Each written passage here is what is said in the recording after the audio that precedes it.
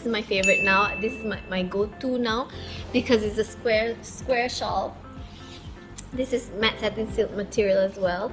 So there's many fabrics at Duck. I think there's like 12 now, and each of the range has like 100 colors, so you should check them out.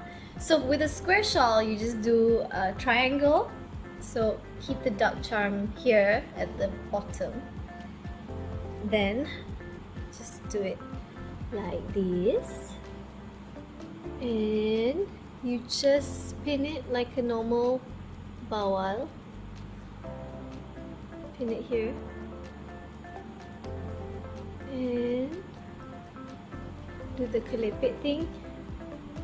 These two, bring it to the back. So one side first to neaten it, and then this side second. Then I will always tie it twice. That's it. This I like because it's the easiest. Like I have like 3 kids. I need to rush in the morning. So lately I've been wearing this style a lot because I think it's the easiest, it's the fastest, and you're just out the door and it never comes off because you already tied it to the back.